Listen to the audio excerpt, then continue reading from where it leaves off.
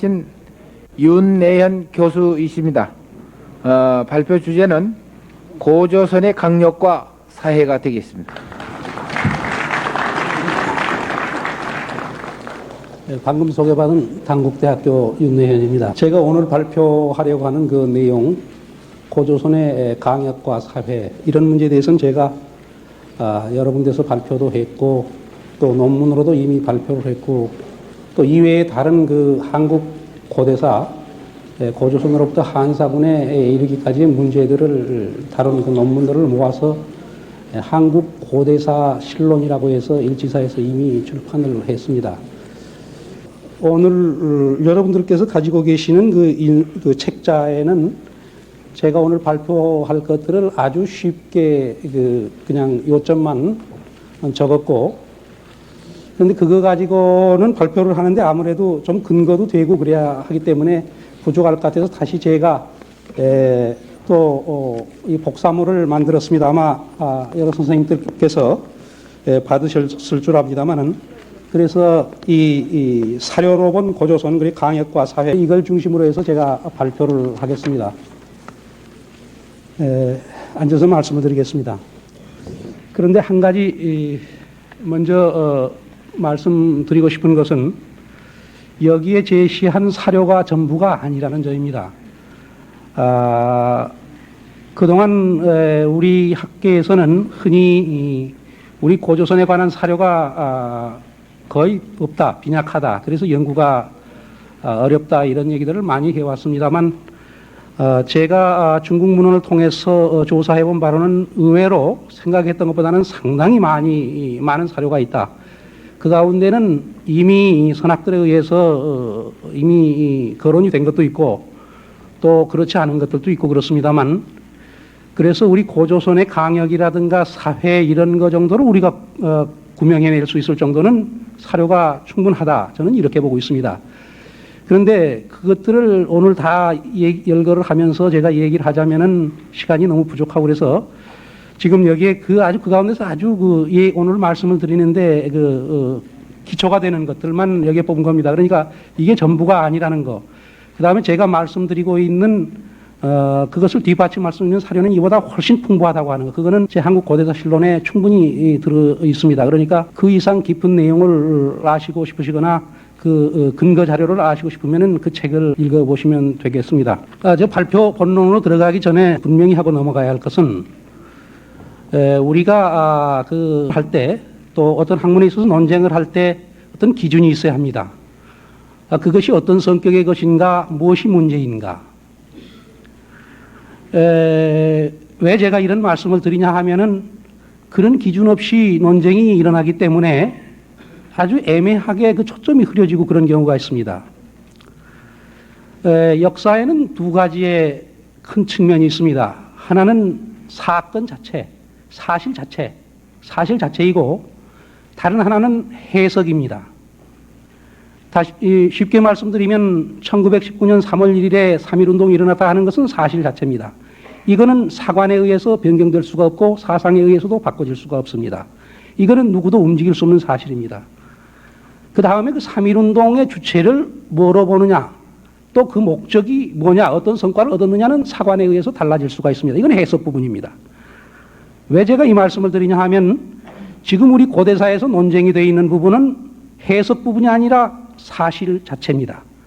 따라서 이것은 사관이나 사상에 의해서 달리 해석될 수가 없다는 점입니다. 문제는 지금까지 우리가 여러 가지 이론을 가지고 있는 것은, 다른 견해를 가지고 있는 것은 그 사실 자체가 확인이 제대로 안 됐기 때문에 일어나는 것이지, 그것이 무슨 사관이나 사상에 의해서 달리 얘기될 수가 없다.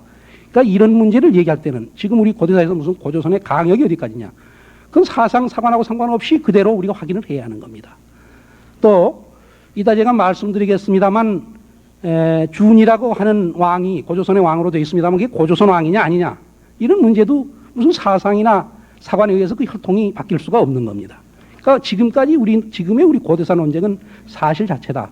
그러니까 사관에 의해서 달라질 수 있는 해석 부분이 아니기 때문에 제대로 확인된다면 사상이 어떻건 사관이 어떻건 일치돼야 하는 겁니다. 그러나 문제는 그게 잘 안 됐기 때문에 일치가 되지 않는다. 그러니까 이런 문제를 논할 때 우리가 뭐 국수주의다, 지나친 민족주의다, 뭐 이런 사상 문제라든가 사관의 문제를 거론하는 것은 그것은 잘못된 거다 하는 겁니다. 그런 얘기는 있어서는 안 되는 거고 사료에 의해서 사실 자체가 제대로 확인됐느냐 안 되느냐만 논하면 되는 거다. 저는 이 점을 먼저 분명히 하고 싶습니다. 그 다음에 우리가 사료를 사용하는 데 있어서 뭐 잘 아시겠습니다만 역사학의 기초입니다만 당시의 사료, 그 사건을 그 사실을 우리가 확인하려고 할 때 그 당시의 기록이 가장 중요한 거죠. 그 다음에 그것이 없을 때는 시대가 그거로부터 가까운 시대에 사료로서의 가치를 더 지니는 거다. 그러니까 이 점을 우선 우리가 분명히 해야겠습니다. 그러니까 이것이 분명히 되지 않으면 후대의 기록을 가지고 먼저의 기록을 뒤집어 엎으려고 한다거나 이러면 곤란하거든요. 그리고 여러 개의 기록이 있을 때는 많은 기록 가운데 다수가 일치되는 게 그것이 가장 우리가 선택할 그런 것이다. 이런 점은 우리가 먼저 분명히 해야겠습니다. 그리고 또 한 가지 우리가 고대사를 할 때 흔히 고대사는 상당히 상상력을 그래도 상당히 필요로 하는 것이고 상상력이 어느 정도 허용이 된다. 추리가 어느 정도 허용이 된다. 이러기 때문에 상당히 상상력을 동원하는 경우가 있는데 그것도 분명한 사료에 근거를 해야지 사료를 고쳐가면서까지는 할 수는 없다. 우리 고대사에서 연구를 하는 분들을 보면 가끔 가다가 사료의 내용을 고쳐요. 그건 후대에 자기가 가지고 있는 어떤 그 관념, 어떤 그 자기가 어떤 상상을, 어떤 걸 정해놓고 거기에 따라서 사료를 고칩니다. 이런 건 있을 수 없다 하는 겁니다. 사료에 따라서 우리가 복원을 하는 것이 원칙이다 하는 겁니다. 그러니까 사료에 뭐 문자를 고치다는가, 가령 방향이 뭐 달랐으니까 문자를 고쳐야겠다. 뭐 이런 거, 이거는 저는 원칙적으로 그건 바람직한 게 아니다. 물론 그럴 만한 근거, 다른 사료들이 그것과 달리 나왔을 때에, 그럴 때는 그런 게 뭐 하겠지만 그런 근거가 확실치 않을 때는 사료는 바꾸지 않고 사료 자체 그대로 인정하면서 들어가는 게 일단 원칙이 아닌가. 그래서 이런 원칙은 우리가 지켜줘야겠다 하는 점을 말씀을 드리겠습니다.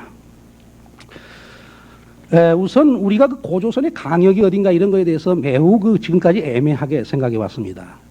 지금 현행 국사체계는 대개 평양을 중심으로 해서 얘기가 되고 있습니다만은 그것이 국경이 어디냐, 과연 그 시대에 국경이 있었겠느냐. 물론 지금 같은 국경은 없었을는지 모르지만 대체적인 그 지배 영역이라고 하는 게 있기 마련이겠고, 또 그 바깥 지역에 다른 정치 세력이 있다면 그 정치 세력과의 어떤 경계선이 있는 것은 전 분명하다고 생각합니다. 그러니까 국경이 고대 사회에도 있게 되는 겁니다. 특히 우리가 고조선을 생각할 때에 우리가 중국하고 인접해 있는 중국하고 비교해서 생각을 해야 하는데, 고조선이 있는 기간이 언제까지냐 하면 한나라 초까지입니다. 한나라 초까지면 중국에서는 하은주, 물론 요순시대는 전설시대로 친다고 하더라도 하은주, 춘추, 전국, 그리고 진나라가 통일을 하고 다시 또 한제국이 건립이 되고 그 초기까지 고조선이 존재하는 겁니다. 그렇다면 중국이 말이죠. 우선 춘추 전국 시대, 우리 뭐 흔히 알지만 춘추 전국 시대에는 우리가 굉장히 가까이 느끼는 그런 시대 아닙니까, 중국에? 근데 그 시대보다도 훨씬 후에까지 고조선이 존재합니다. 중국이 통일돼서 대제국을 이룬 진나라 때 그리고 한나라 때까지 존재하는데, 그런 세력과 국경을 접하고 고조선이 있었다면, 그게 접해 있었다면 어떤 경계가 없었다고는 볼 수가 없거든요. 중국의 경우를 한번 봐야 합니다. 우리 것만 가지고 생각할 게 아니라. 또 고조선이 말이죠, 그 아주 미약한 세력이었다. 우리가 미약한 세력으로 흔히들 생각을 하는데, 그렇게 우리 역사에서 지금 그렇게 느끼게끔 되어 있습니다. 미약하다 그렇게는 쓰지 않고 있습니다만, 만약에 고조선이 굉장히 미약한 세력이었다면 그 기간 동안에 중국의 제국이 성립되기까지 된 후까지 존재했는데 고조선이 그대로 남아있을 수 있었겠는가. 이런 점도 우리가 일단 한 번은 생각을 하고 고조선을 고찰해야겠습니다. 우리 흔히 고조선에 대해서는 굉장히 아득한 시대로 생각합니다만 사실은 중국의 한제국이 성립된 이후까지였다는 점, 이건 일단 우리가 참고를 해야 할 것 같습니다. 우선 고조선의 강역부터 보겠습니다. 고조선의 중국 지역과 국경선, 서쪽 국경선이 어디였는가 하는 점입니다. 오늘 제가 여기 지금 고조선의 강역과 사해라고 되어 있습니다만 세 가지 점을 말씀드리겠습니다. 제가 발표한 그간의 논문들이나 제 책에는 이보다 더 많은 문제들이 다루어졌습니다만 오늘은 아주 중요하다고 생각하는 고조선의 그 중국과의 국경선이 어디였겠느냐. 대체적인 강역, 그리고 고조선의 사회 수준, 문화 수준, 이건 사료에 따라서 보게 되겠습니다. 그리고 그 다음에 위만조선 한사군 문제, 이게 또 중요하거든요. 이거를 어떻게 이해해야 하느냐 하는 겁니다. 우선 중국에 제가 주로 사용하는 것은 가능하면 고조선이 있었던 당시거나 그로부터 오래지 않은 시기의 중국 기록입니다. 왜냐하면 그것이 사료로서 가장 가치가 있기 때문입니다. 여기서 우선 제가 먼저 말씀을 드려야 할 것은 이건 중국 기록들이기 때문에 중국인들이 기록을 했기 때문에 결코 우리나라에 유리하게 쓰지는 않았을 것이다. 가능하면 중국에 유리하게 썼을 겁니다. 그러나 그런 기록으로 보더라도 지금 우리가 인식하고 있는 것보다는 훨씬 고조선이 대국이었고 문화 수준이 높은 거로 되어 있다. 그러면 그 정도는 우리가 받아들여도 되지 않겠느냐 하는 점입니다. 이건 중국인들의 기록이기 때문에 결코 우리를 위해서 중국을 낮추거나 우리를 고조선을 과장해서 쓰지는 않았을 거라고 하는 것을 저는 먼저 말씀을 드리고 싶습니다. 전한시대에 쓴 그 회남자라고 하는 책에 그 인간훈, 회남자 인간훈에 보면 이거 대체적으로 순서대로 하겠습니다만은 조금 순서가 바뀔 때도 있겠습니다. 그 회남자 장을 보십시오. 그 지인제국이 장성을, 만리장성이죠. 장성을 쌓았는데 그것이 동쪽으로는 조선과 국경을 맺는 장성을 쌓았다 그랬습니다. 그러니까 이 만리장성이 고조선과 국경선상에 있었다 하는 걸 알 수가 있습니다. 그럼 만리장성이 어디 있었느냐, 장성이 어디 있었느냐, 이걸 우리가 문헌을 가지고 확인을 해야 합니다. 지금 만리장성은 산해관까지 와 있습니다. 그것은 중국사를 하신 분들은 다 아는 건데 그거는 명나라 때 다시 증축을 다시 연장을 해서 다시 쌓은 겁니다. 중국 기록의 통전이라든가 사기 하봉기에 실린 그 사기 세균이라든가 기타의 중국 기록을 보면 이 진나라의 장성은 갈석산에서 시작된 것으로 되어 있습니다. 이것은 이의가 없습니다. 중국 문헌에 어느 문헌에도 그렇게 되어 있습니다. 갈석산입니다. 그럼 갈석산이 어디냐가 문제가 됩니다. 갈석산에서도 중국 학자들 이의가 없었습니다. 갈석산에 대해서는 오해가 있을까 봐서 제가 그 중공학자들이 쓴 논문을 제 그 한국 고대사 실론 뒤편에 번역해서 실었습니다만, 갈석산은 그 중국 문헌에 자주 나오거든요. 그게 고대에 자주 나옵니다. 왜냐하면 중국의 동북 국경선을 이루는 그 산이기 때문에 그 기록이 자주 나옵니다. 진시황도 거기까지 순수를 했습니다. 거기에 비를 세웠죠. 그 갈석산은 지금 북경우에 있는 난하의 하류 동부 연안에 있습니다.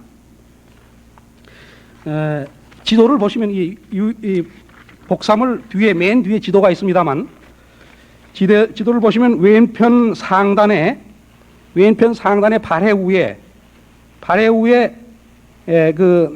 북경 오른쪽에 그 난하라는 긴 강이 있고 그 하류 동쪽에 동부 연안에 갈석이 있습니다. 이 갈석산 지금도 갈석이라고 그럽니다. 이 갈석산이 있는데 여기서 만리장성이 시작된 거로 되어 있어요. 그러니까 여기가 진나라와 조선의 국경이라는 겁니다. 중국 기록에 이렇게 나와 있습니다. 그런데 여기 이렇게 되어 있거든요. 동쪽으로는 갈석산인데 북쪽으로는 요수와 만난다고 그랬어요. 그 기록에 보면. 그러니까 혹시 이제 요수와 만난다 그러면 요수를 혹시 어떤 분들은 지금의 요하로 생각하실는지 모르겠습니다. 그러나 고대의 요수는 지금의 난하였습니다. 왜 지금의 난하라는 걸 알 수가 있느냐 하면 지금의 요하는 이따 제가 말씀드리겠습니다만 한대에 그 명칭이 옮겨왔습니다. 왜 옮겨오게 됐는가는 이따 말씀을 드리겠습니다. 이 난하가 요수였는데 이것은 사기 그 진시황 봉기에 보면은 그 시황제가 죽고 이세 황제가 갈석산에를 또 다녀온 일이 있습니다. 그것을 사마천이 뭐라고 적고 있냐면 요동에 다녀왔다. 그렇게 쓰고 있습니다. 그러니까 갈석산이 있는 지역이 요동입니다. 지금 요하의 동쪽 요동반도인데 요동이라고 그러는데 그때는 그 난하 동쪽이 요동입니다. 요동이라고 하는 것은 요수나 요하나 같은 뜻입니다만 그 요수의 동쪽을 말하거든요. 그러니까 그 당시에 요수는 이 갈석산보다 서쪽에 있어야 하는 겁니다. 서쪽에 있었다는 걸 알 수가 있습니다. 그럼 또 하나의 이 난하가 요수였다는 증거는 뭐냐 하면 여기는 제가 제시를 안 했습니다만 전 한때 유향이 쓴 선원에 보면은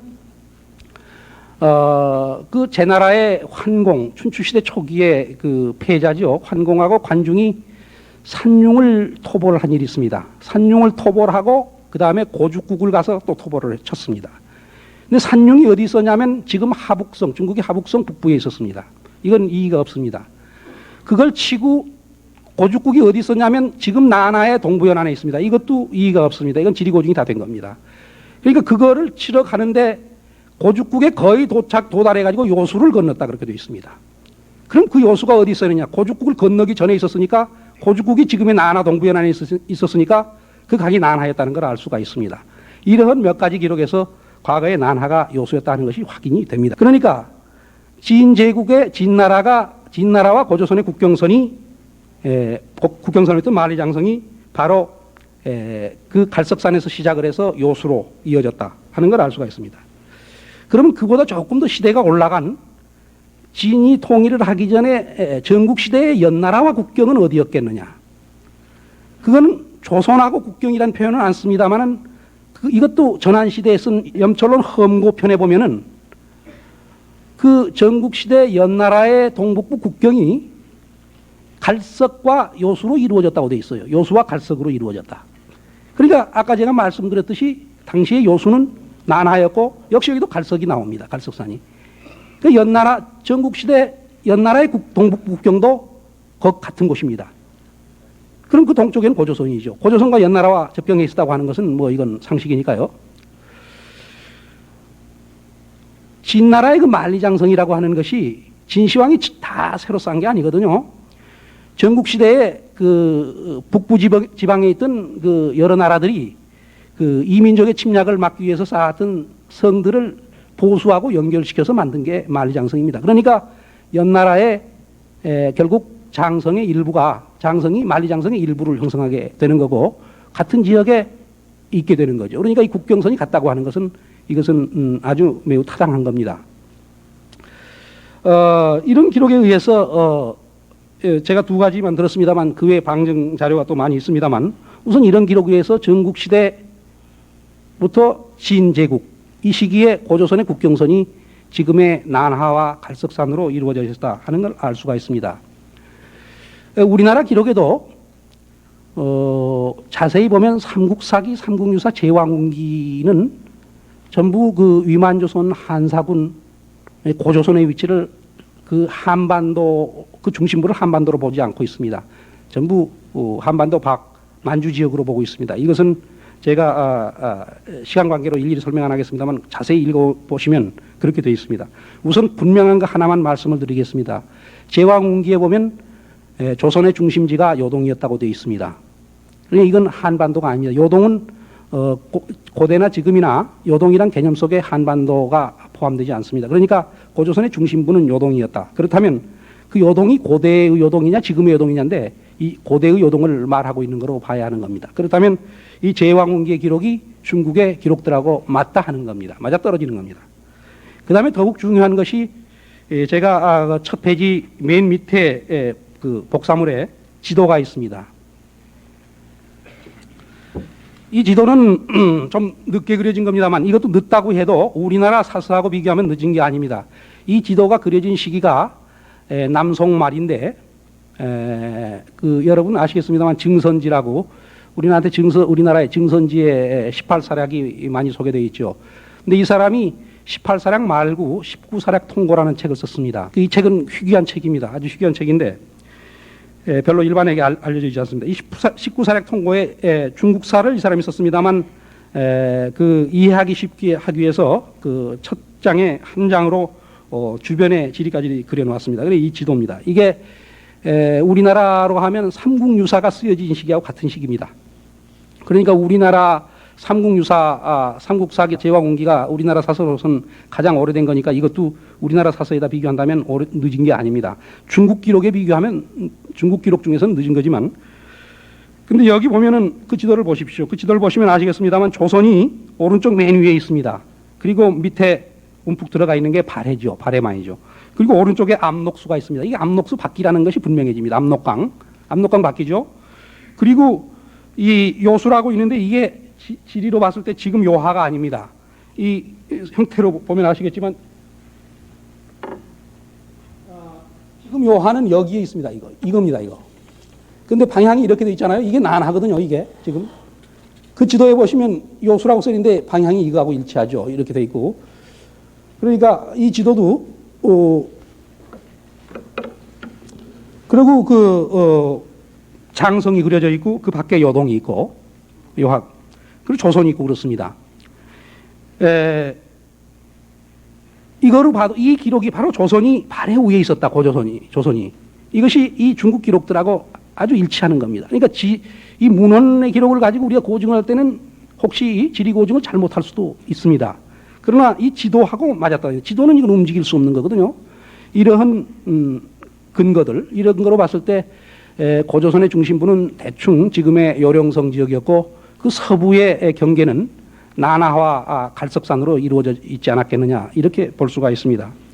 물론 여기서 그것이 초기부터 그 고조선이 그 멸망하기까지 계속해서 그게 국경선이었느냐 이렇게는 말할 수 없겠습니다. 그건 기록에 나타난 시기죠. 그러니까 이게 물론 국경선의 변화가 있을 수 있죠. 그러나 중국 기록이 나타난 건 적어도 여기 이렇게 지금 나타나 있으니까 이 시기, 이 국경선은 일단은 우리가 인정을 하고 고조선에 대한 걸 연구도 해야겠고 얘기가 돼야겠다는 겁니다.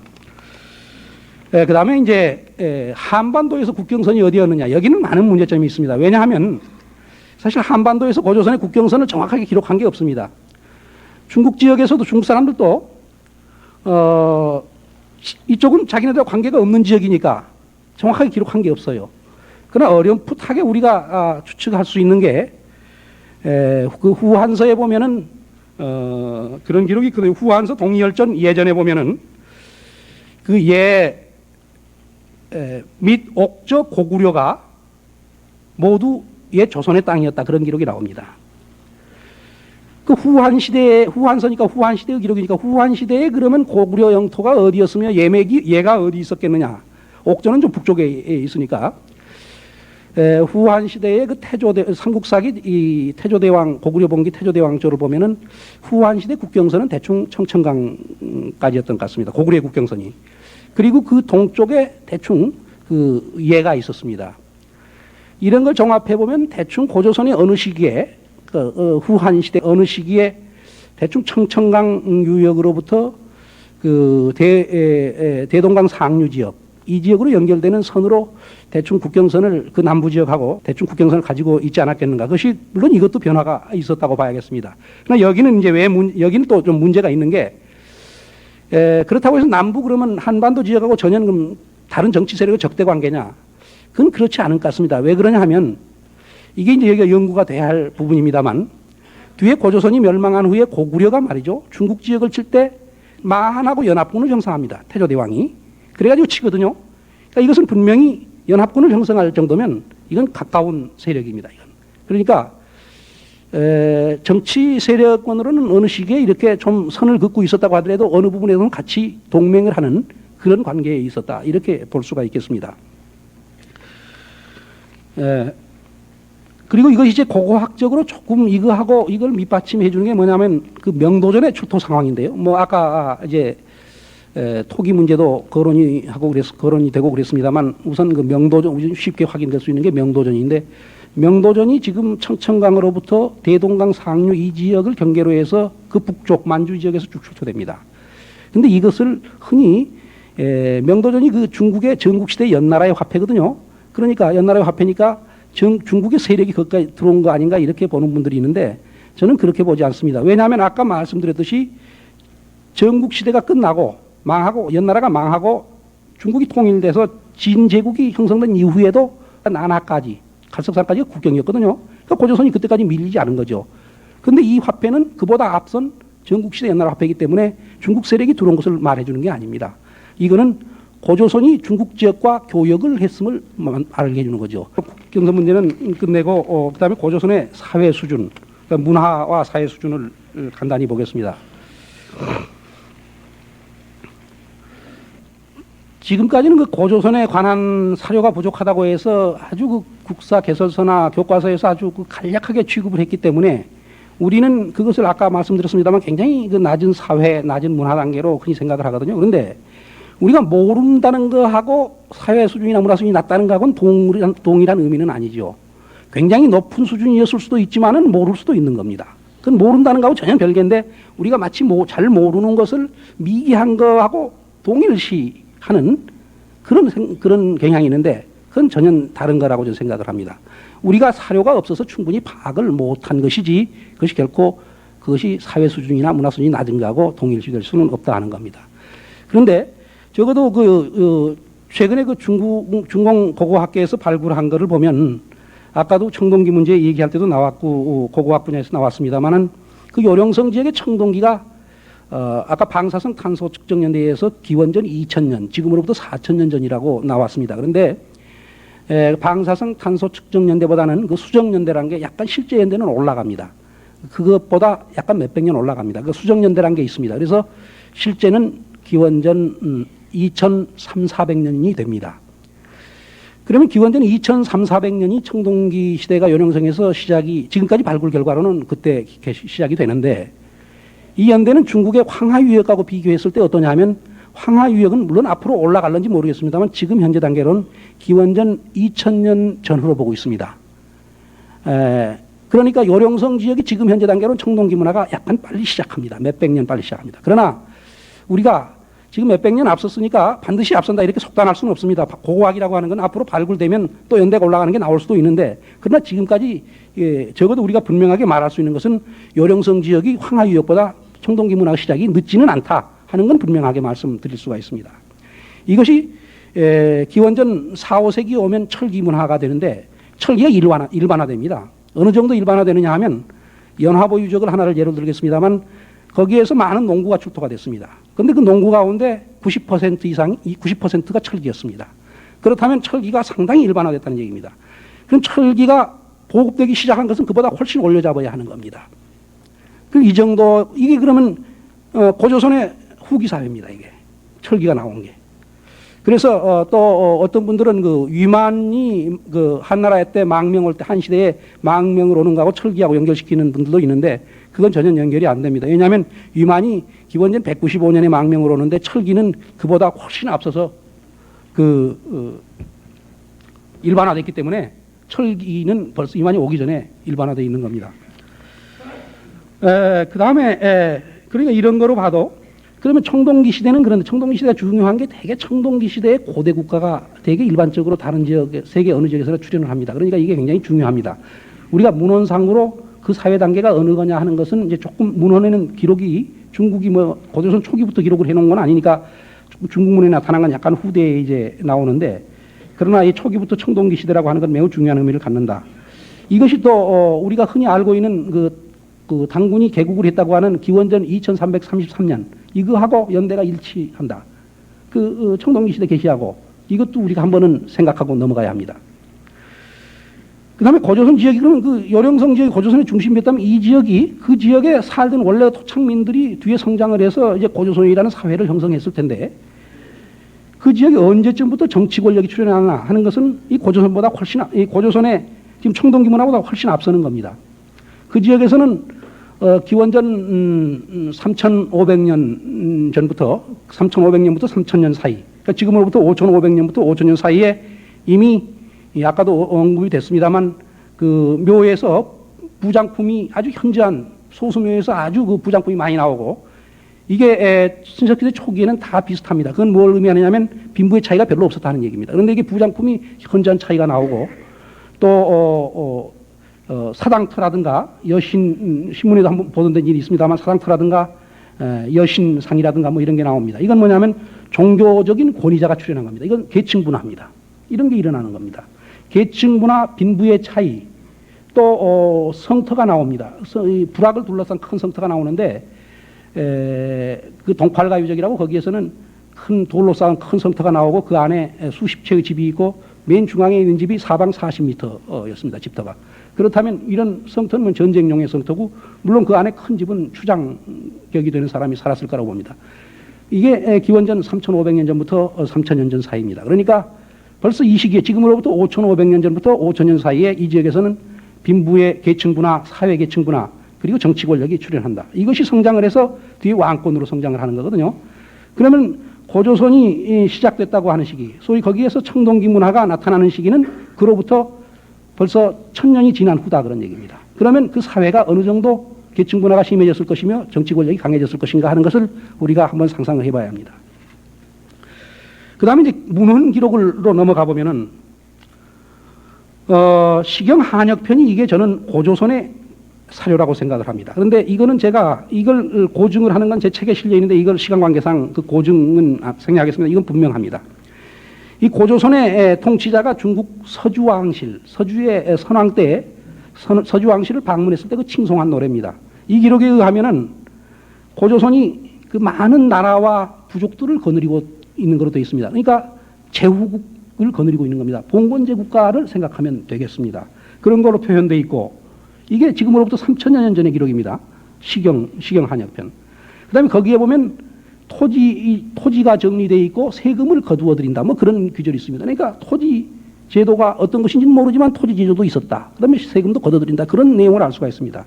이걸 또 맹자 고자편에 보면 백규라고 하는 전국시대의 상인이 아주 거부지요. 맹자를 찾아가서 내가 지금 자기가 땅이 많죠. 그 토지세를 받는데 수학의 20분의 1쯤 받으려고 그럽니다. 어떻겠습니까? 하고 물으니까 맹자가 그것은 맥나라의 방법이요. 맥의 방법이다. 그렇게 대답을 합니다. 맥이 뭐냐면 예맥, 예족, 맥족. 이게 고조선을 구성했던 한 부족입니다. 이때는 전국시대니까 고조선이 있었던 때입니다. 그렇다면 고조선의 그 맥족이 살고 있는 지역을 얘기하고 있는 거죠. 맥족이 뒤에 예맥이, 뒤에는 한반도 이쪽에서 나옵니다만 사실은 이때는 나나 유역에 살았습니다. 이따 제가 말씀을 드리겠습니다. 그러니까 맹자는 가장 중국 쪽에서 가까운 쪽에 살고 있는 고조선의 부족을 예를 들어서 설명한 겁니다. 그렇다면 맹자의 얘기가 과연 정확한지, 수학의 20분의 1을 받아들였는지 그거는 우리가 또 고증을 해봐야겠지만 적어도 그에 가까운 어떤 징세제도가 있었다. 이런 걸 알 수가 있습니다. 그 다음에 또 관자의 규도, 경중갑 편에 보면, 이 두 편에 보면은 제나라의 황공, 춘추 초기에 아까 얘기했습니다만 패자죠. 하고 관중, 그 당시에 상으로 있던 관중하고 두 사람이 나오는 대화가 있습니다. 거기에 보면 조선의 특산물이 호랑이 가죽과 털옷이다. 뭐냐면 이런 내용이거든요. 환공이 지금 뭐 외국의 사신들이 잘 오지 않고 그러는데 이게 혹시 우리의 정치가 잘못돼서 그런 게 아니냐. 그러니까 관중이 그런 게 아니고 외국의 사신들이 가져오는 그 특산품을 비싸게 사주면 될 겁니다 하면서 말하자면 조선의 특산물은 호랑이 가죽과 털옷이다 이런 얘기가 나오는데 벌써 이미 춘추 초기에 이 사람들이 춘추 초기에 살았던 사람들이니까 춘추 초기에 고조선 지역과 이미 이런 교역이 있었다. 중국 문헌의 기록 대화에 나올 정도의 교역이 이루어지고 있었다. 그 다음에 이것이 전국시대에 오면 한층 활발해졌다. 그래서 아까 제가 말씀드린 명도전, 그런 명도전이 그렇게 다량으로 출토가 된다. 이렇게 해석을 해야 하지 않겠는가. 이런 말하자면 수준, 이런 사회 수준, 이렇게 국제교역을 하고 주왕실을 방문을 하고 이런 사회 수준을 우리가 낮게 평가해야겠느냐 하는 겁니다. 그 다음에 이제 또 우리가 생각해야 할 게 진계. 아까도 잠깐 얘기가 나왔습니다만 연나라의 진계가 흔히 고조선을 침략을 해서 서방 이천리의 땅을 뺏었다. 그래서 우리 국사에서는 그 땅을 뺏긴 사실만 기록하고 있습니다. 그러나 그 다음 구절을 봐야 합니다. 그 다음에 조선의 서방 이천리를 뺏고 국경을 만번한으로 했다 그랬습니다. 그러니까 쳐들어온 사실을 기록하고 그 다음에 만번한으로 했다는데 만번한이 어디냐? 가령 이천리를 쳐들어온 곳에 있었느냐 하는 겁니다. 만번한은 고증을 해보면 지금 나나 유역에 있었습니다. 이것은 중국 사서에 이건 제가 하겠습니다만 예를 들면 만번한은 만현하고 번한현을 얘기하는 겁니다. 이게 한서 지리지에는 문현하고 번한현으로 나와 있는데 이 번한현에 한수가 있습니다. 한수라는 강이 있는 거로 돼 있어요. 그 한서 지리지 보면. 그런데 거기에 보면 후한 시대의 인물인 응소가 주석하기를 그 한수는 지금 나나 유역에 있다고 그랬습니다. 나나의 한 지리다 그랬습니다. 그러니까 이 만번한이 나나 유역에 있었어요. 그러니까 진계가 쳐들어왔다가 다시 그 지역으로 되돌아갔다는 얘기입니다. 옛날 국경으로. 그러면 이거 하나 가지고 그렇게 볼 수 있느냐? 우리 중국사를 봐야 하는데 당시에 연나라가 어땠냐 하면 연나라가 진계가 고조선을 쳐들어올 때는 아주 강했습니다. 그러니까 쳐들어올 능력이 있었습니다. 그때 제나라도 쳐들어가고 그랬는데 그로부터 5년이 지나가지고 연나라는 멸망할 위기에 들어갑니다. 그래가지고 다른 지역에 쳐들어갔던 군대를 전부 철수합니다. 연나라가 지금 멸망할 위기에까지 가요. 근데 진계만 고조선을 쳐들어와서 있을 수 있었겠느냐 하는 걸 생각을 해야 합니다. 또 저는 이것만 가지고 얘기하는 게 아닙니다. 한나라 때 아까 제가 인용을 했던 염철론에 보면 염철론 비호편에 보면은 고조선이 말이죠. 거긴 거꾸로 고조선이 연나라의 국경을 영국의 국경을 넘어서 쳐들어와 가지고 연나라의 전국시대 연나라입니다. 연나라의 동부 지역을 뺏었다. 이런 얘기가 있습니다. 그럼 이 기록들을 연결해 볼 때 어떻게 봐야 하느냐? 위략에는 진계가 그냥 고조선을 쳐들어온 내용이 있는데 그 다음에 국경선을 고증을 해보니까 옛 국경선으로 다시 돌아갔다. 그러니까 후퇴했을 것이다. 제가 그렇게 말씀드렸는데 또 연나라의 사정으로서 봐서 그렇다. 근데 염철론에서는 오히려 이제 고조선이 쳐들어가서 또 연나라의 땅을 뺏은 거로 되어 있다. 이걸 우리가 생각하면 일방적으로 고조선이 침략을 받은 게 아니라 침략을 받고 다시 공격을 해서 연나라를 또 쳤다. 이런 관계라는 겁니다. 이런 전쟁이었습니다. 그러니까 우리가 고조선의 군대가 얼마가 있었는지 어느 정도 군사적으로 강한 나라였는지 이런 기록은 우리가 직접 찾을 수가 없다고 하더라도 연나라와 전쟁을 해서 침략을 일시적으로 받았다가 다시 격퇴를 하고 또 쳐들어갔다 하면은 대등한 수준으로는 봐야지 않겠는가. 그럼 전국시대라고 하는 게 중국이 어떤 시대입니까? 아시겠습니다만 춘추시대 이래 중국은 계속 전쟁을 해왔고 이미 전략이 아주 개발됐고 뭐 손자병법 많이 소개되고 있는데 그게 춘추시대 아닙니까? 그리고 뭐 오자라든가 뭐 많은 병서가 나왔고 그리고 전국시대에는 전쟁이 경우에 몇 년까지 계속되기도 하고 경우에 따라서 수십만 명, 100만 명이 넘게 동원된 그런 전쟁도 있습니다. 그런 전쟁을 중국 지역에서 치르고 그런 와중에서 연나라도 존재하고 있는 겁니다. 그런 전쟁 경험을 가진 연나라가 고조선을 쳐들어왔다가 다시 후퇴를 하고 또 고조선이 그걸 반격을 해서 땅을 뺏었다 한다면 고조선의 군사력을 우리가 낮게 평가할 수 있겠는가. 적어도 그와 대등한 정도로 본다면 고조선도 상당히 강한 군사력을 가지고 있었다 하는 점입니다.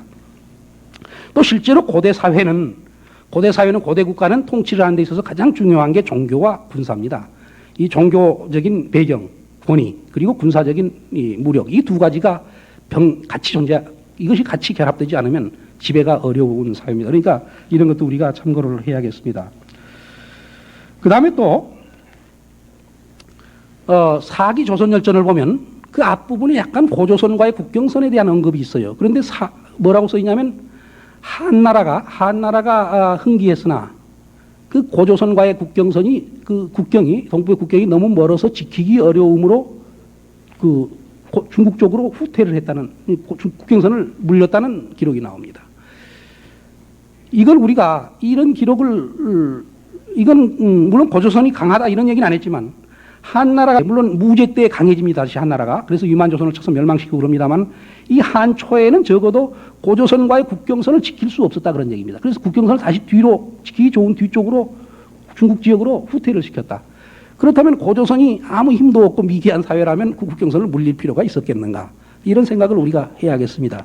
그렇다면 고조선은 중국 기록으로 봐서도 상당히 군사적으로 강한 나라였고 문화 수준도 그렇게 낮지 않았다 하는 겁니다.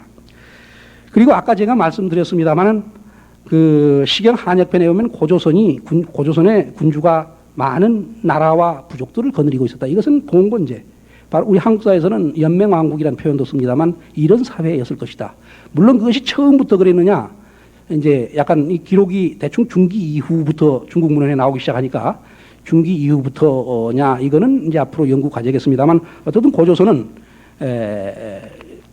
상당히 강한 사회 문화 수준 강한 국가였고 영토적으로도 높고 사회 수준도 높고 문화 수준도 높은 그런 나라였다.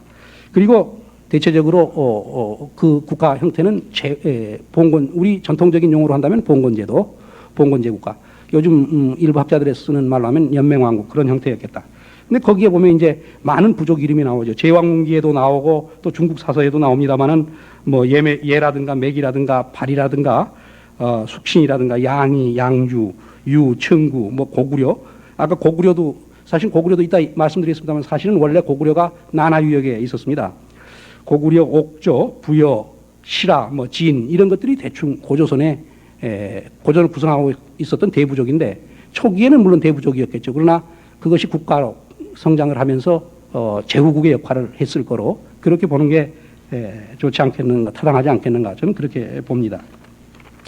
그 다음에 마지막으로 시간이 어떨지 모르겠습니다만 그러니까 고조선을 결코 사회 수준이나 문화 수준 국가 권력 이런 것도 그렇게 낮게 평가할 수는 없다. 그러나 중앙집권제 국가로는 아직 볼 수가 없습니다. 이제 봉건제 국가가 변해서 다음에 중앙집권제 국가로 가거든요. 여기서 한 가지 조금 부연해서 말씀을 드리면, 혹시 이 고대사에 대해서 상식이 없으신 분은 국가라고 하는 게, 사회라고 하는 게 처음에 적었다가 자꾸 커지는 게 아니냐. 그러니까 고조선이 다음에 고구려나 신라보다 적어야지 그게 더 크다면 말이 되느냐, 이런 생각을 하실런지 모르겠는데, 고대 국가 초기에 출현한 국가가 뒤에 영역 국가보다는, 이 중앙집권제 국가보다는 큰 겁니다. 왜 그러냐면 그건 제후들만을 지배하기 때문에, 봉건제 국가이기 때문에 큽니다. 중국의 예를 들면 서주가 뒤에 서주가 붕괴된 후에 춘추전국 시대에 이제 서주의 제후국들이 다 독립을 해서 독립국이 되잖아요. 그 독립국들은 다 서주보다 적은 나라죠. 그 제후국들이었으니까. 그러니까 이제 그때부터는 중앙집권화가 돼가는 거죠. 정치 체제가 달라집니다. 정치 체제가 달라지는 거지, 국가 구조, 정치 체제가 달라지는 것이고, 국가의 영역은 그 전 초기의 국가가 더 넓습니다. 그 다음에 그것이 와해되면서 중앙집권제로 국가로 넘어가면서 다시 적어져 가지고 다시 이제 그것이 통일을 해서 또 커지는 거죠. 그런 과정을 겪게 됩니다. 그 다음에 이제 우리 역사에 상당히 문제가 되어 있는 거, 이 기자조선, 위만조선, 한사군 문제입니다. 여기는 아주 중요합니다. 지금 많은 분들이 고조선의 영토만 흔히 생각을 하시는데, 사실 영토보다도 이 부분이 더 중요합니다. 지금 우리 국사 체계에는 고조선이 있고, 그 다음에 위만조선이 있고, 한사군이 있습니다. 아까 청가루 선생님 말씀하셨습니다만, 조선시대에는 과거에는 고조선이 있고, 기자조선이 있고, 위만조선이 있고, 한사군이 있고, 그렇게 되는데, 지금 우리 역사 체계는 기자조선이 빠져 있습니다. 근데 여기서 중요한 것은 지금 준왕, 결론부터 말씀드리면, 저는 위만조선과 한사군은 우리나라 역사가 아닙니다. 주류가 아닙니다. 우리 역사에서 문제가 되어 있는 게 왜 이게 끼어들었느냐 하면, 조선시대부터 시작이 됩니다만, 조선시대의 기자조선을 당군조선 다음에 놨습니다. 제가 말씀드린 지금까지 말씀드린 고조선이라고 하는 것은 당군조선만을 말씀드립니다. 이걸 지금 밝혀야 하는데요. 당군조선만을 말씀드리는 거고, 기자니 위만이니 이건 제가 포함 안 시킨 용어입니다. 그러니까 학자에 따라 용어 좀 개념이 다르니까 제가 그걸 밝히겠습니다. 조선시대 기자를 당군조선, 고조선 다음에다 놨거든요. 고조선이 망하고 기자조선이 생긴다. 그 다음에 이제 기자조선의 마지막 왕인 준왕으로부터 위만이 정권을 뺏은다. 그러니까 기자조선이 망하죠. 그리고 위만조선이 생긴다. 위만조선이 한무제에 의해서 멸망되고 거기에 한나라에 4개의 군이 생긴다. 낭랑, 임둔, 진번, 현도라고 하는 4개의 군이 설치는데 한사군이 생긴다. 그러니까 이런 체계였거든요. 그런데 이제 광복 후에 우리 역사 체계를 하면서 기자를 빼버렸단 말이에요. 기자조선을 빼면서 기자조선의 마지막 왕으로 되어 있던 준왕은 고조선에다 지금 붙여놨거든요. 그래가지고 그것만 빠지고 그 밑에 부분은 그냥 붙어 있어요. 그런데 우선 그 조선시대부터 잘못이 된 겁니다. 삼국유사에 보면은 기자가 조선의 봉해진이 그 당군이 장당경으로 옮겼고 그 다음에 또 아사달로 옮겼다 이렇게 되어 있습니다. 이건 중국 사서에도 중국 사기 송미자 세가에 보면은 기자가 조선에 봉해졌다는 기록이 나옵니다. 그러니까 그 기록을 이어받고 있는 거라고 생각이 되는데, 근데 우리가 여기서 조선이라고 하는 것을 종래 많은 학자들이 조선하면 그냥 고조선 전체를 생각하는 거로 생각했는데, 중국에서 조선에 기자가 왔다 할 때는 우리가 3가지의 가능성을 생각을 해야 합니다. 하나는 뭐냐면 고조선 전체의 통치자가 됐었을 가능성. 두 번째는 고조선의 한 부분 어느 지역에 와서 조그만 지역을 가지고 제후 같은 것으로 있었을 가능성. 왜냐하면 미국에서 한국에 왔다 그러면 부산에 와도 한국에 온 거 아닙니까? 그게 꼭 한국 다 차지해 한국에 온 건 아니거든요. 그러니까 그럴 가능성. 그 다음에 조선과 똑같은, 고조선과 똑같은 명칭을 가진 다른 또 지명이 있을 가능성. 이런 3가지를 가지고 우리가 고찰을 해서 중국 사서에 어떻게 기록되어 있느냐 하는 것을 고찰을 해야 하는 건데, 그거를 고찰하지 않고 그냥 기자가 조선에 봉해졌다니까 중국 몽화사상에 젖어 있어가지고 그 기자는 중국에 상당히 어진 인물이거든요. 인물로 돼 있고, 그러니까 그런 분이 우리나라에 와서 통치자가 됐다 하면 상당히 명예스러운 거로 생각을 했던지 바로 당군조선 뒤로 기자조선을 이었습니다. 근데 삼국유사의 기록에 보면 아까 제가 말씀드렸듯이 기자가 온 후에 당군조선이 망하지 않습니다. 그걸 지금까지는 흔히 그 삼국유사를 말이죠. 기자가 온 거로 와서 당군조선을 계승한 거로 흔히 해석을 하는데 그 해석 잘못된 거죠. 기자가 조선의 봉해진이 당군은 장당경으로 옮겼고 또 아사달에 들어가 산신이 됐다 그랬으니까 기자가 조선에 온 후에 당군은 도읍을 2번 옮기고 있는 겁니다. 도읍을 망했다면 도읍을 옮길 수가 없죠. 도읍을 옮기고 있는 거예요. 그렇다면 기자가 온 거는 고조선의 통치자가 된 게 아니고 조선의 어느 지역이었거나 이건 왜 기자가 조선에 온 걸 그럼 썼느냐? 이건 고조선의 도읍 이동하고 좀 관계가 있다고 봐요. 이 장당경으로 당군이 옮긴 이유가 기자가 조선에 왔기 때문에 옮겼다는 걸 설명하고 있다고 생각해요. 그러니까 기자가 조선의 봉해진이 당군은 장당경으로 옮겼고 또 아사달로 옮겼다. 이렇게 옮긴 걸 설명하면서 기자가 온 얘기를 쓰거든요. 이건 이따 제가 다시 한번 기자에 대한 것을 확인하면 그것이 분명하게 드러나겠습니다. 어떻든 기자가 조선에 와서 당군조선은 망하지 않았다는 것이 삼국유사의 그 문맥으로 정확한 거다 그런 얘기입니다. 그럼 이것이 중국 사료에 의해서 증명이 되느냐? 그런데 아까 기자를 집어넣었기 때문에 이제 기자조선을 집어넣었기 때문에 기자조선의 마지막 왕이었던 지금 우리나라 국사에는 준왕이 고조선 속에 들어있는데 마지막 왕인 것처럼 돼 있고 그 준왕한테 위만이 정권을 뺏은 거로 돼 있는데 그래서 위만조선이 성립이 되는데 고조선의 왕이든 뭐든 한국계통이라는 기록은 없습니다. 그렇다면 우리가 그런 사료를 무시하고 준왕을 우리 역사에다 집어넣어야 하겠느냐? 기자가 만약에 우리나라 고조선의 왕이 기자조선이 없었다면 준왕도 거기로 따라가야 한다 그런 의미예요. 그 후손이니까. 그럼 만약 기자조선이 들어온다면 그게 들어와 있어야죠. 그러나 기자조선이 나간다면 준왕도 따라 나가야 한다 그런 얘기입니다. 그건 같은 혈통이니까요. 또 그게 따라 나가면 위만조선도 따라 나가야 하는 겁니다. 또 한상군도 따라 나가야죠. 이건 같이 묶여 있는 사건입니다. 기자조선이 들어오면 이게 다 들어와야 해요. 그럼 문제는 여기서 어디부터 우리가 고찰을 해 나가야 하냐면 이걸 뭐 한사군만 떼서 한사군이 한반도 있었느냐 없었느냐 이런 거 뭐 기자가 있었느냐 없었느냐 이렇게 돼야 하는 게 아니고 이건 연결된 사건이니까 이걸 기자조선부터 쭉 우리가 추적을 해야 합니다. 기자부터. 그렇게 해야만 다 밝혀지게 되는 거죠.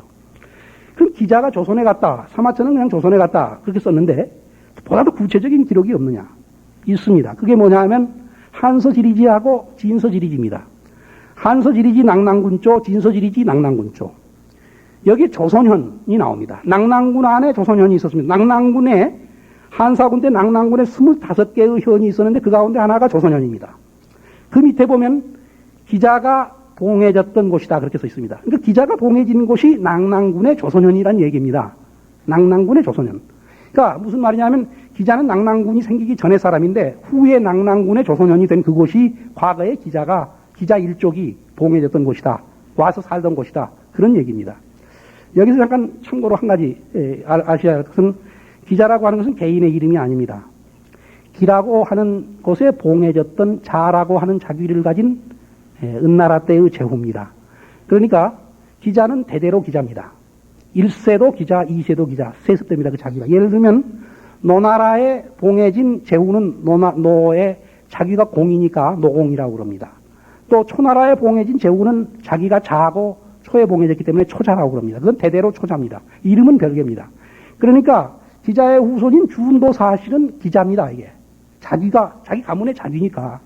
그러니까 기자가 개인명이 아니라고 하는 거. 그러니까 여기서 기자를 얘기할 때는 쭉 다 연결된 얘기입니다. 그 일족이 그 몇 대가 됐든 간에 그건 다 기자 일족인데. 그러니까 그동안에 이게 이동해 오면서 많은 세월, 이 기자는 말이죠. 근데 이제 중국 기록에 보면 기자가 그 은왕실의 후예로 되어 있습니다. 그러니까 우리가 기록을 일단 추적을 그대로 따라가자 그럽니다. 은왕실의 후예로 되어 있는데 이름은 서여입니다. 이 기자가 은나라가 멸망을 하고 주나라가 건국이 되죠. 주나라가 건국이 되자 자기 나라가 망했으니까 봉지를 잃게 되잖아요. 그러니까 봉지를 잃고 다른 지역으로 이동을 해야죠. 그런데 동북부 지역으로 이동을 해옵니다. 조선으로 갔다 하니까 조선이 대충 동북부 지역으로 이동해 간 거로 보는데 왜 그 지역으로 왔겠느냐? 사기 주봉기에 보면 그 주무왕이 상나라를 멸망을 시켰는데 그때 기자가 감옥에 갇혀 있었습니다. 아시겠습니다만 그 은나라 말기에 주왕이 폭정을 하니까 비간하고 미자하고 기자가 그 세 사람의 그 어진 사람이 있었는데 그 비간이 간하다가 죽임을 당하잖아요. 그리고 미자는 도망가고 기자는 미친 척하다가 그 주왕이 잡아서 감옥에 넣습니다. 그런데 이제 주무왕이 주나라에서 은나라를 멸망시키고 기자를 감옥에서 꺼냅니다. 꺼낼 때 누가 꺼내줬느냐? 그 기록에 보면은 소공석이 꺼내줍니다. 소공석이 무왕의 동생이죠. 소공석이 어디에 봉해지냐면 지금의 연나라가 소공석입니다. 연나라가 어디냐면 지금 하북 지역입니다. 하북성입니다. 그 난하 있는 그 아래, 그 북경을 포함한 그 지역에 봉해니까 물론 이제 그 지역이 처음부터인 건 아니고 이제 그 점차 넓혀갑니다만 그 지역까지 뒤에 차지하게 되는데 그러니까 기자는 자기와 제가 볼 때 감옥에서 자기를 꺼내준 그 친분 관계 이미 맺어졌잖아요. 그 사람의 지역으로 이동하지 않았는가. 그러니까 대충 동북부 지역으로 이동하지 않나 그런 생각이 듭니다. 어쨌든 기자가 그쪽으로 이동을 하는데 지금 북경 근처에서 서주시대에 만든 기자의 청동기가 기후의 청동기가 나왔는데 이게 기자의 것이 아니겠느냐 그런 생각을 하는데 저는 그게 상당히 가능성이 있다고 봅니다. 기자가 거기 와서 거기가 소공속의 연나라니까요. 그 지역에 와서 정착을 했을 것으로 볼 수가 있습니다.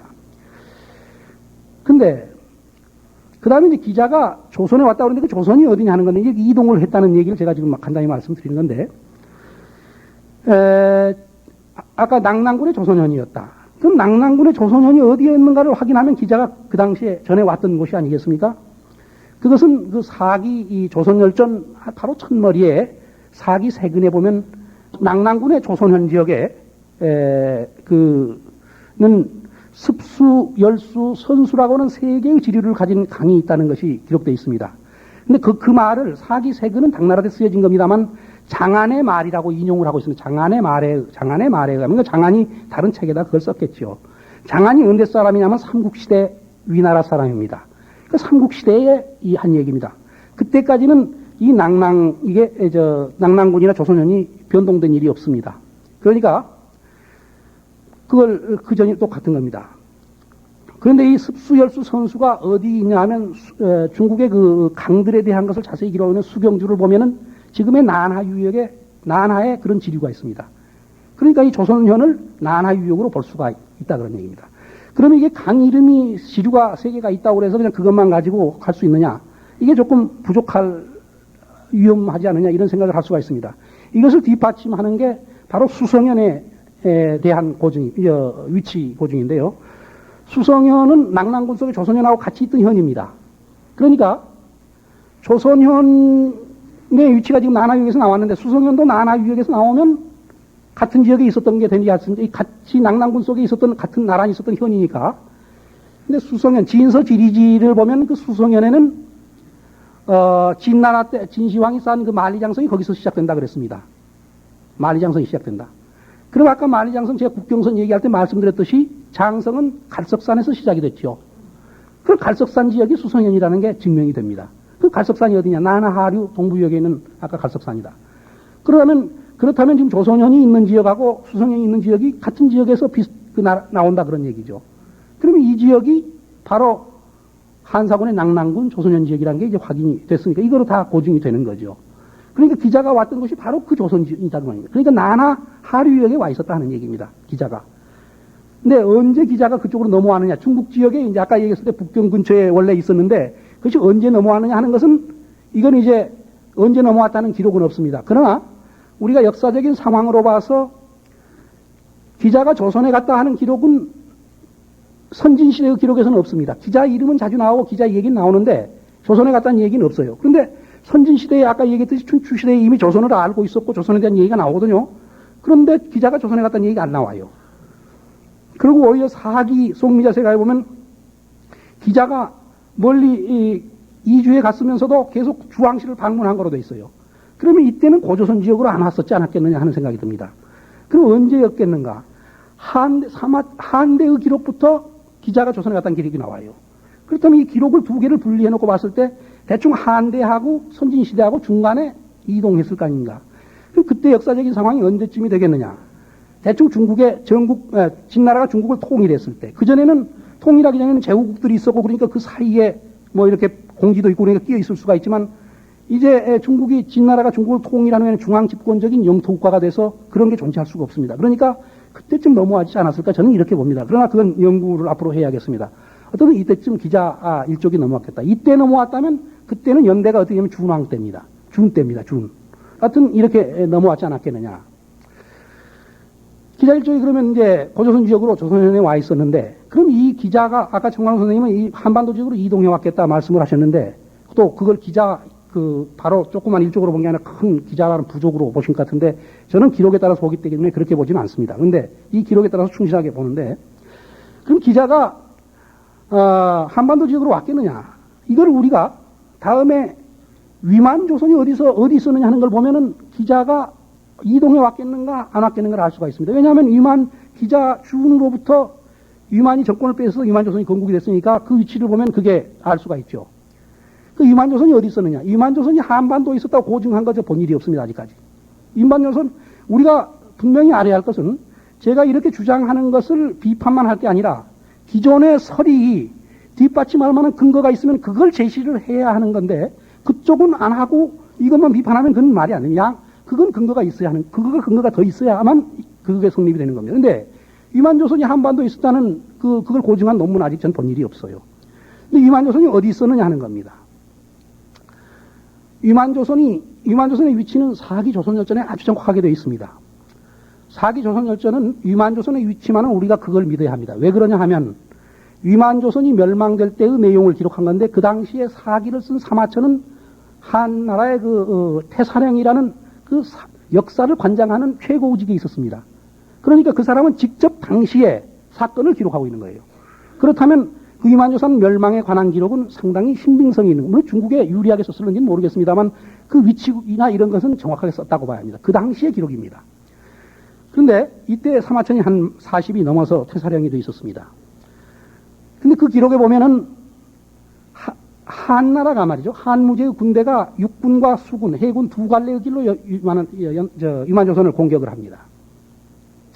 근데 해군이 어디서 출발을 하냐면, 그 기록에 보면 제에서 출발해서 제에서 출발을 해서 발해로 항해를 해서 위만조선에 도착합니다. 그 다음에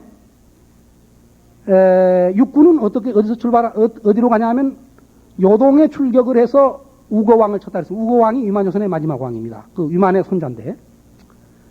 그럼 여기서 요동의 위치를 확인해내면 그게 위만조선의 위치지요. 그럼 아까 제가 말씀드렸듯이 고대의 요동은 난하의 동부연안이었습니다. 아까 사마천이 이걸 쓴 바로 사마천이 진 2세 황제가 갈석산에 다녀온 것을 보고, 그게 요동이죠. 당시의 요동입니다.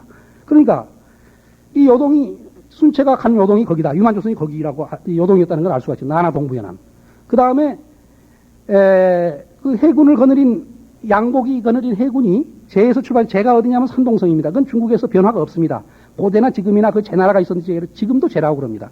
그 산동성에서 출발해서 발해로 향하는데, 발해가 산동성 북쪽에 있지 않습니까?